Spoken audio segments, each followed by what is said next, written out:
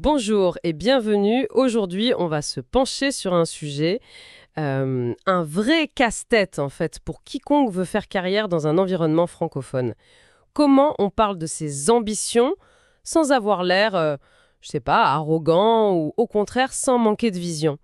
Et pour nous guider, on a une source un peu particulière.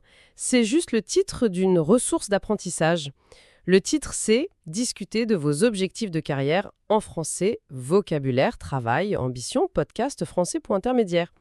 Ça a l'air de rien comme ça, mais je suis convaincue que ce titre, c'est une sorte de clé de déchiffrage. Il cache un code, les règles un peu non dites de la communication pro en France.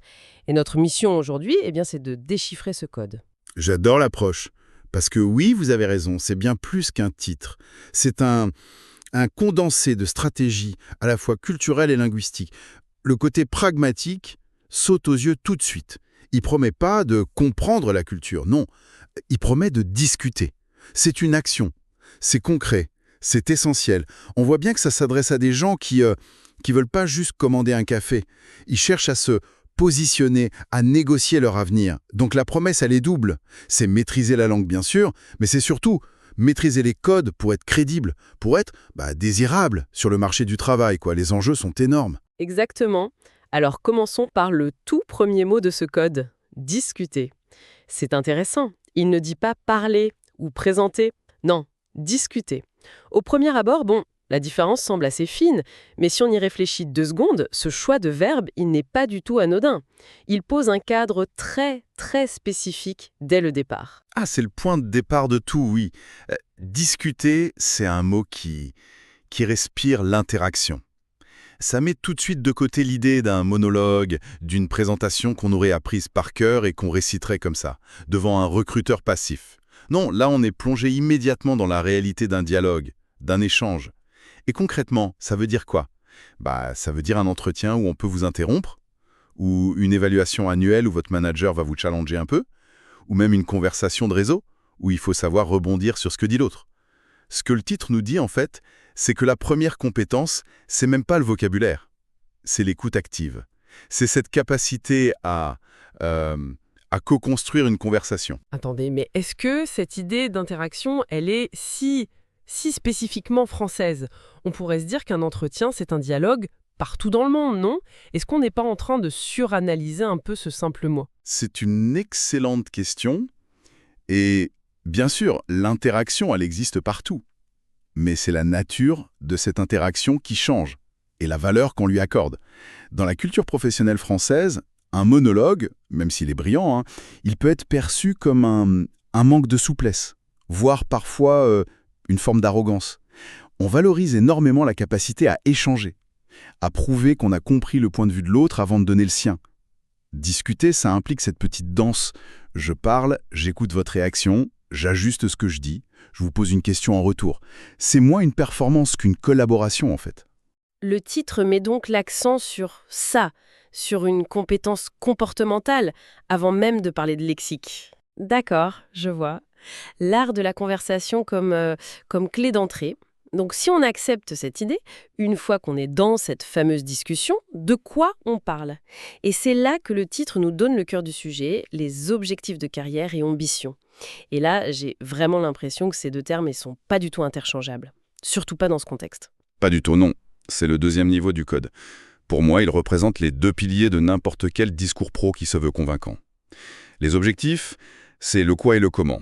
Sont les étapes concrètes, mesurables, presque techniques, Du genre, je vise une certification en gestion de projet d'ici la fin de l'année, ou mon objectif à 3 ans, c'est de maîtriser toute la chaîne logistique. Ça, c'est la preuve de votre pragmatisme, de votre capacité à planifier. C'est la partie qui rassure l'interlocuteur. Et de l'autre côté, on a l'ambition. Et là, j'ai le sentiment qu'en français, ce mot est presque un mot piégé. Il n'a pas cette connotation purement positive qu'il peut avoir en anglais, par exemple. On peut être trop ambitieux, et c'est rarement un compliment. Vous mettez le doigt sur le point le plus sensible. Le plus, culturellement marqué. L'ambition, c'est le pourquoi. C'est la vision, le moteur qui est derrière. Mais l'exprimer, c'est un exercice de haute voltige en France. Il y a une étude de l'APEC qui montrait ça très bien. L'ambition, c'est recherché, oui, mais plus de 60% des recruteurs se méfient d'une ambition qui est affichée sans plan d'action concret pour la soutenir. L'idée du fake it till you make it, ça passe très très mal. On attend de vous une ambition mesurée. Une ambition mesurée. Qu'est-ce que ça veut dire concrètement dans une conversation? Comment on fait pour exprimer une grande vision sans passer pour une rêveuse ou une prétentieuse? C'est là que la langue devient un outil stratégique. Pour exprimer cette fameuse ambition mesurée, on a des outils linguistiques très précis. Le plus connu, c'est le conditionnel. Imaginez, un recruteur vous demande « Où vous voyez-vous dans 5 ans ?» Si vous répondez « Je serai manager », c'est factuel, mais un peu brutal. Par contre, si vous dites « Idéalement, j'aimerais évoluer vers un poste de manager » ou « Je souhaiterais prendre plus de responsabilités », ça exprime exactement la même chose, mais avec une nuance d'humilité, de respect pour l'organisation, ses processus. On ne décrète pas son avenir, on le projette comme un désir réalisable. On utilise aussi des verbes comme « aspirer à », viser à. Ils traduisent une direction, mais sans imposer une certitude. C'est ça, l'art de l'ambition mesurée. Montrer le sommet qu'on vise, tout en prouvant qu'on est bien concentré sur la prochaine marche de l'escalier. C'est fascinant. Donc le message sous-jacent, c'est un peu « j'ai une vision, mais je suis pas naïve. Je sais que ça va dépendre de mes performances, des opportunités, de l'entreprise. » On montre sa motivation, mais on reconnaît les réalités du terrain. Et toute cette subtilité, tout ce décodage, ça nous amène à la dernière partie du titre, pour intermédiaire. Du coup, ce n'est pas juste une indication de niveau de langue. Ah non, absolument pas. C'est la condition sine qua non pour pouvoir jouer à ce jeu. Un niveau débutant, disons A1 ou A2, ça permet de communiquer des faits, au présent. Je suis ingénieur, je travaille à Paris. C'est de l'info brup. Le niveau intermédiaire, B1, B2, c'est un vrai changement de dimension. C'est le niveau où on débloque la capacité à construire un récit. On peut lier le passé, le présent, le futur. On maîtrise les connecteurs logiques. C'est pourquoi, grâce à cela, A5 2, pour construire une vraie argumentation. Et surtout, on a accès à ces temps qui sont clés ici, le futur et le conditionnel, pour pouvoir se projeter. Donc, ce n'est plus seulement « voici mon CV », mais plutôt « voici l'histoire cohérente de ma carrière et la logique de sa prochaine étape ». La langue n'est plus un simple outil de description, elle devient un outil de persuasion. C'est exactement ça. On passe de la simple communication à la construction d'une identité professionnelle en français. On peut formuler une phrase du type « Mon expérience passée en analyse de données m'a permis d'acquérir une rigueur que j'aspire maintenant à mettre au service d'une équipe pour optimiser nos stratégies ». Dans cette seule phrase, vous avez le passé, l'expérience, le présent, la compétence et le futur, l'aspiration. C'est ce niveau de discours qui est attendu dans un contexte professionnel un peu qualifié. Le titre nous dit donc, pour parler de votre avenir, vous devez d'abord savoir raconter votre histoire de manière convaincante. D'accord. Si on récapitule un peu tout notre décodage, le tableau est incroyablement clair en fait. Ce simple titre nous a donné une véritable stratégie en 3 points. Premièrement, l'approche, c'est pas un monologue, c'est une discussion, un dialogue. Deuxièmement, le contenu, il faut savoir articuler une vision long terme, l'ambition, avec un plan d'action crédible, les objectifs, et le tout exprimé avec une certaine mesure culturelle. Et troisièmement, l'outil. Tout ça, ce n'est possible qu'avec un niveau de langue qui permet de construire un récit et d'utiliser ces nuances comme le conditionnel. Tout à fait. La conclusion, c'est que la langue de l'ambition pro en France, c'est moins une question de vocabulaire que d'équilibre et de posture. Un équilibre entre la confiance et l'humilité, entre la vision et le pragmatisme. Chaque choix de mots, du verbe discuter jusqu'à l'usage du conditionnel, c'est un acte de positionnement stratégique. Il ne s'agit pas juste de traduire ce qu'on veut dire, mais de comprendre comment le dire pour être perçu de la meilleure manière possible dans ce contexte culturel précis. Ce titre, c'est un peu un guide pour ne pas commettre l'imperculturel qui pourrait vous fermer des portes, même si vous avez un excellent dossier. C'est tellement plus profond qu'une simple liste de mots à apprendre. Mais tout ce qu'on vient de déchiffrer, ça décrit les règles d'enjeu, le jeu actuel. Et ça me fait penser, le monde du travail, il évolue à une vitesse folle, y compris en France. Ah, je vois où vous voulez en venir. On a décrypté le code pour, disons, le monde professionnel français traditionnel. Mais est-ce que ce code est immuable ? Précisément. Avec l'explosion des startups de la French Tech, l'influence de la culture managériale anglo-saxonne qui est de plus en plus forte, le télétravail qui brouille les frontières, est-ce que cette ambition mesurée et cet art de la litote sont toujours aussi pertinents partout? Ou est-ce qu'une communication plus directe, plus affirmée n'est pas en train de devenir la nouvelle norme, au moins dans certains secteurs? C'est la question à 1 million. On observe des tensions qui sont fascinantes. Dans un grand groupe du CAC 40, les codes qu'on a décrits, ils restent extrêmement forts, ça c'est sûr. En revanche, dans une jeune pousse qui va lever des fonds à l'international, un discours plus direct, inspiré de la Silicon Valley, sera peut-être mieux reçu, oui. Le véritable défi pour un professionnel aujourd'hui, c'est peut-être de ne plus maîtriser un seul code, mais d'être capable de switcher, de passer de l'un à l'autre selon son interlocuteur. L'étape d'après, au-delà du vocabulaire, c'est donc de développer une sorte d'intelligence culturelle, situationnelle. C'est une excellente piste de réflexion. On a donc déchiffré le code d'aujourd'hui, mais la véritable ambition, c'est peut-être d'être capable d'anticiper et de s'adapter au code de demain, savoir quand utiliser le conditionnel poli et quand affirmer un objectif au futur simple. Le jeu devient encore plus complexe. Écoute la deuxième partie de Podcast français. Salut à toutes et à tous, vous écoutez French Podcast. Je suis Charline et je suis ravie de retrouver Emmanuel pour cette deuxième partie de notre épisode. Emmanuel, comment tu te sens aujourd'hui ? Toujours super content de revenir papoter avec toi, Charline. J'ai reçu plein de messages sympas suite à la première partie. Alors j'ai hâte de continuer la discussion, surtout qu'on va plonger dans un sujet qui touche beaucoup de monde, parler de ses objectifs de carrière, mais en français. Exactement. Et je sens qu'on va bien s'amuser avec ça. On va aussi explorer du vocabulaire autour du travail et de l'ambition, histoire d'enrichir un peu nos conversations. En plus, on n'oublie pas nos auditeurs intermédiaires qui veulent améliorer leur français. Ça tombe bien, car souvent, quand on atteint ce niveau, on cherche à aller plus loin dans l'expression. Et parler boulot, ambition, c'est typiquement le genre de sujet qui revient, que ce soit en entretien, entre amis ou à l'apéro. Justement, on va commencer en douceur avec une petite mise en situation. Imagine, tu as une soirée et quelqu'un te demande ce que tu veux faire plus tard. On y va ? Alors moi, à chaque fois qu'on me pose cette question, je me sens un peu obligé de sortir quelque chose de profond, genre j'aimerais diriger une équipe créative qui change la donne dans le monde du podcast. C'est marrant. Parce que j'ai l'impression que les francophones aiment bien tourner ça de façon modeste, tu sais, avec des formules comme « j'espère évoluer dans mon secteur » ou « j'aimerais acquérir de nouvelles compétences ». Tu sens aussi cette tendance ? Oui, ça me frappe toujours. On évite parfois les grandes déclarations, c'est presque culturel. Mais il y a aussi des expressions super utiles pour nuancer ce qu'on veut dire, genre viser un poste à responsabilité ou chercher à progresser. Tu utilises lesquels, toi ? J'adore dire « je souhaite relever de nouveaux défis », ça passe partout. Mais c'est vrai qu'on peut varier selon le contexte. Tiens, ça me fait penser à tout le vocabulaire spécifique autour du travail. On s'y penche ? Oui, carrément. Par exemple, au lieu de dire simplement « je veux un meilleur boulot », tu peux dire « je souhaite décrocher un poste plus stimulant » ou « je vise une progression de carrière ». Ça sonne tout de suite plus pro, non ? Complètement. Et pour décrire ce qu'on fait déjà, on peut utiliser « je suis chargé de »,« j'occupe un poste de », ou même « je gravis les échelons ». C'est imagé mais super courant. Gravir les échelons, justement, je l'adore. Ça donne l'impression d'une aventure, presque comme un jeu vidéo. Et pour parler d'ambition, il y a aussi avoir soif de réussite ou être motivé, à bloc. Tu en as d'autres en tête ? Oui, tiens, viser l'excellence ou se fixer des objectifs clairs reviennent aussi souvent.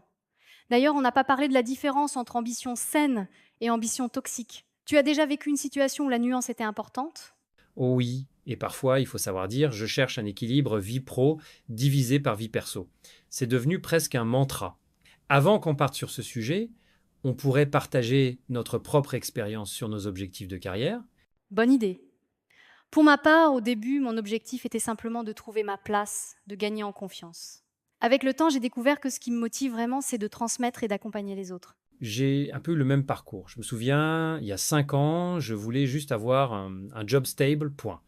Et maintenant, j'ai envie d'impacter, de laisser une trace, même modeste. Ça a tout changé dans ma façon de parler de mes ambitions, surtout en français.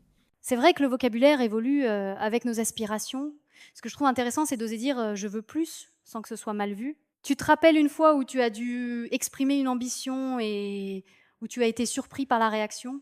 Ah oui, pendant un entretien, j'ai lancé un je souhaite prendre des initiatives et porter des projets. Je craignais que ce soit vu comme de la prétention, mais en fait, c'est passé crème. Du coup, j'encourage vraiment nos auditeurs à tenter ces formules.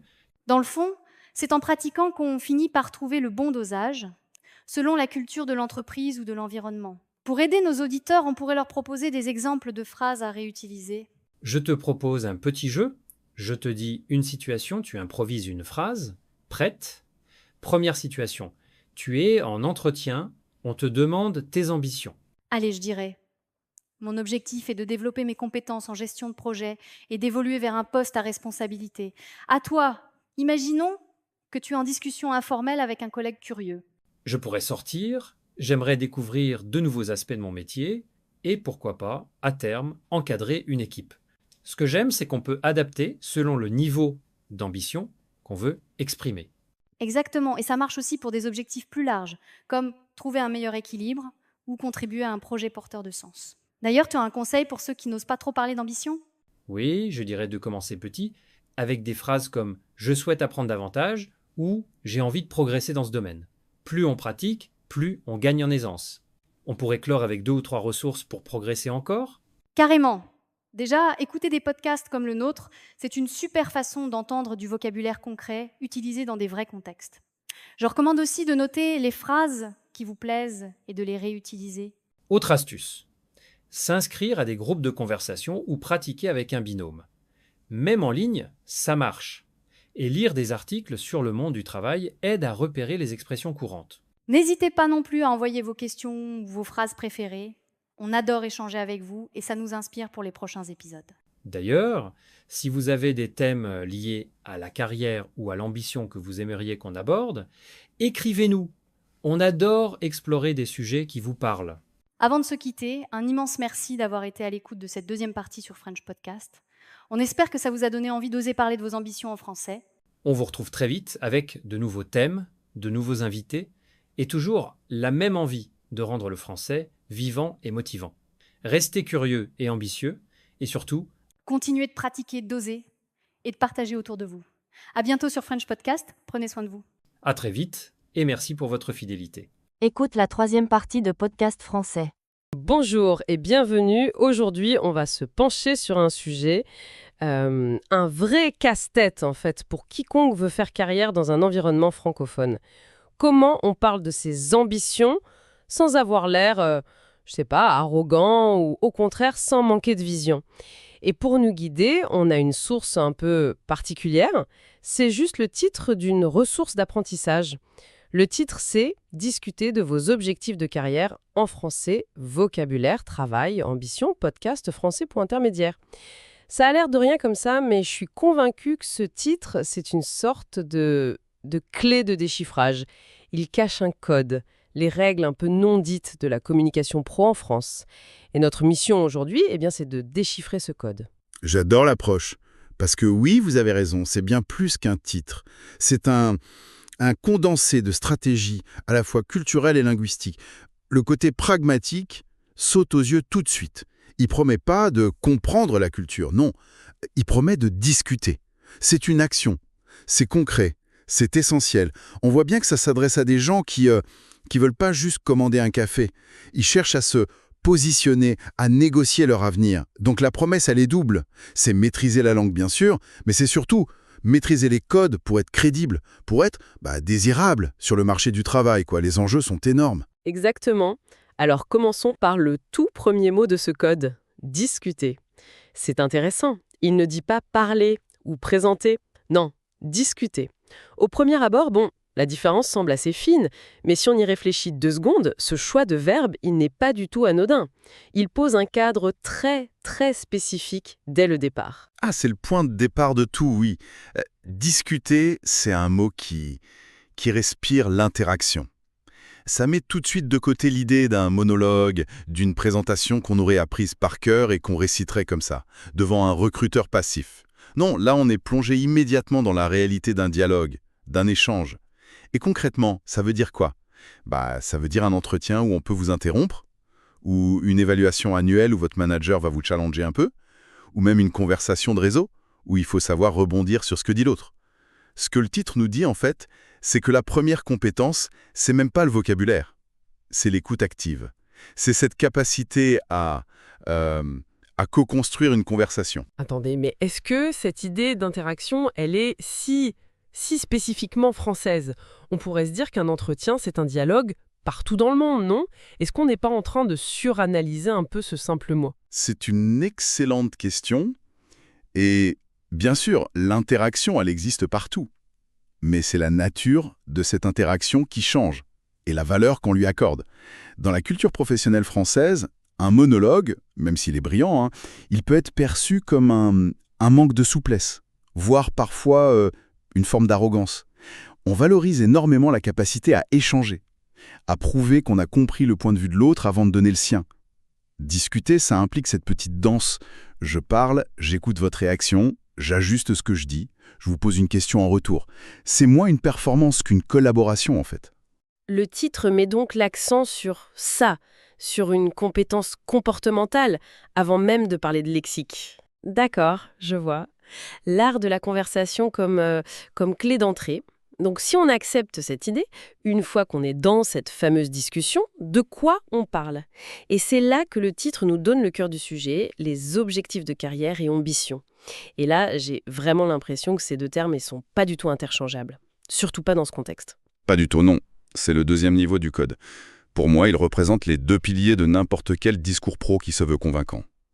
Les objectifs, c'est le quoi et le comment. Sont les étapes concrètes, mesurables, presque techniques, quoi.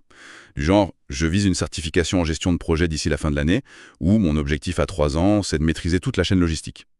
Ça, c'est la preuve de votre pragmatisme, de votre capacité à planifier. C'est la partie qui rassure l'interlocuteur. Et de l'autre côté, on a l'ambition. Et là, j'ai le sentiment qu'en français, ce mot est presque un mot piégé. Il n'a pas cette connotation purement positive qu'il peut avoir en anglais, par exemple. On peut être trop ambitieux, et c'est rarement un compliment. Vous mettez le doigt sur le point le plus sensible. Le plus, culturellement marqué. L'ambition, c'est le pourquoi. C'est la vision, le moteur qui est derrière. Mais l'exprimer, c'est un exercice de haute voltige en France. Il y a une étude de l'APEC qui montrait ça très bien. L'ambition, c'est recherché, oui, mais plus de 60% des recruteurs se méfient d'une ambition qui est affichée sans plan d'action concret pour la soutenir.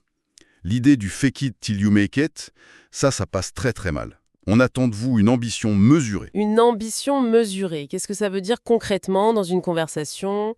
Comment on fait pour exprimer une grande vision sans passer pour une rêveuse ou une prétentieuse? C'est là que la langue devient un outil stratégique.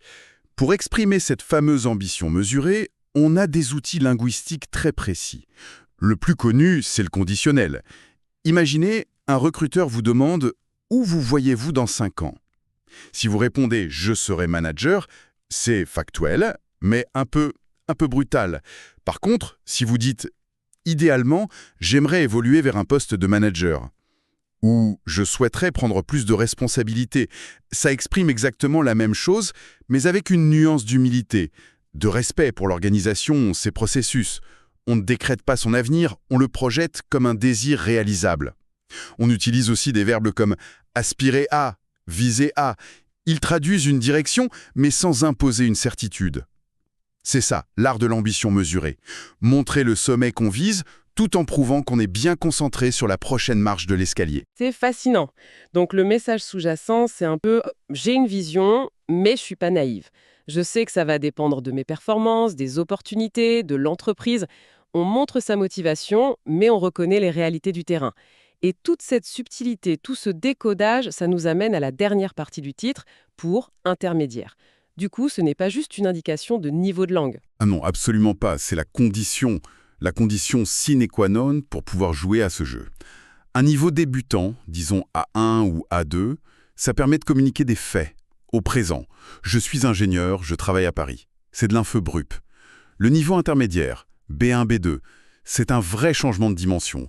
C'est le niveau où on débloque la capacité à construire un récit. On peut lier le passé, le présent, le futur. On maîtrise les connecteurs logiques. C'est pourquoi, grâce à cela, A5-2, pour construire une vraie argumentation. Et surtout, on a accès à ces temps qui sont clés ici, le futur et le conditionnel, pour pouvoir se projeter. Donc, ce n'est plus seulement « voici mon CV », mais plutôt « voici l'histoire cohérente de ma carrière et la logique de sa prochaine étape ». La langue n'est plus un simple outil de description, elle devient un outil de persuasion. C'est exactement ça. On passe de la simple communication à la construction d'une identité professionnelle en français. On peut formuler une phrase du type Mon expérience passée en analyse de données m'a permis d'acquérir une rigueur que j'aspire maintenant à mettre au service d'une équipe pour optimiser nos stratégies ». Dans cette seule phrase, vous avez le passé, l'expérience, le présent, la compétence et le futur, l'aspiration. C'est ce niveau de discours qui est attendu dans un contexte professionnel un peu qualifié. Le titre nous dit donc, pour parler de votre avenir, vous devez d'abord savoir raconter votre histoire de manière convaincante. D'accord. Si on récapitule un peu tout notre décodage, le tableau est incroyablement clair en fait. Ce simple titre nous a donné une véritable stratégie en 3 points. Premièrement, l'approche, c'est pas un monologue, c'est une discussion, un dialogue. Deuxièmement, le contenu, il faut savoir articuler une vision long terme, l'ambition, avec un plan d'action crédible, les objectifs, et le tout exprimé avec une certaine mesure culturelle. Et troisièmement, l'outil. Tout ça, ce n'est possible qu'avec un niveau de langue qui permet de construire un récit et d'utiliser ces nuances comme le conditionnel. Tout à fait. La conclusion, c'est que la langue de l'ambition pro en France, c'est moins une question de vocabulaire que d'équilibre et de posture. Un équilibre entre la confiance et l'humilité, entre la vision et le pragmatisme. Chaque choix de mots, du verbe discuter jusqu'à l'usage du conditionnel, c'est un acte de positionnement stratégique. Il ne s'agit pas juste de traduire ce qu'on veut dire, mais de comprendre comment le dire pour être perçu de la meilleure manière possible dans ce contexte culturel précis. Ce titre, c'est un peu un guide pour ne pas commettre l'imperculturel qui pourrait vous fermer des portes, même si vous avez un excellent dossier. C'est tellement plus profond qu'une simple liste de mots à apprendre. Mais tout ce qu'on vient de déchiffrer, ça décrit les règles d'enjeu, le jeu actuel. Et ça me fait penser, le monde du travail, il évolue à une vitesse folle, y compris en France. Ah, je vois où vous voulez en venir. On a décrypté le code pour, disons, le monde professionnel français traditionnel. Mais est-ce que ce code est immuable ? Précisément. Avec l'explosion des startups de la French Tech, l'influence de la culture managériale anglo-saxonne qui est de plus en plus forte, le télétravail qui brouille les frontières, est-ce que cette ambition mesurée et cet art de la litote sont toujours aussi pertinents partout ? Ou est-ce qu'une communication plus directe, plus affirmée n'est pas en train de devenir la nouvelle norme, au moins dans certains secteurs ? C'est la question à 1 million. On observe des tensions qui sont fascinantes. Dans un grand groupe du CAC 40, les codes qu'on a décrits, ils restent extrêmement forts, ça c'est sûr. En revanche, dans une jeune pousse qui va lever des fonds à l'international, un discours plus direct, inspiré de la Silicon Valley, sera peut-être mieux reçu, oui. Le véritable défi pour un professionnel aujourd'hui, c'est peut-être de ne plus maîtriser un seul code, mais d'être capable de switcher, de passer de l'un à l'autre selon son interlocuteur. L'étape d'après, au-delà du vocabulaire, c'est donc de développer une sorte d'intelligence culturelle, situationnelle. C'est une excellente piste de réflexion. On a donc déchiffré le code d'aujourd'hui, mais la véritable ambition, c'est peut-être d'être capable d'anticiper et de s'adapter au code de demain. Savoir quand utiliser le conditionnel poli et quand affirmer un objectif au futur simple, le jeu devient encore plus complexe.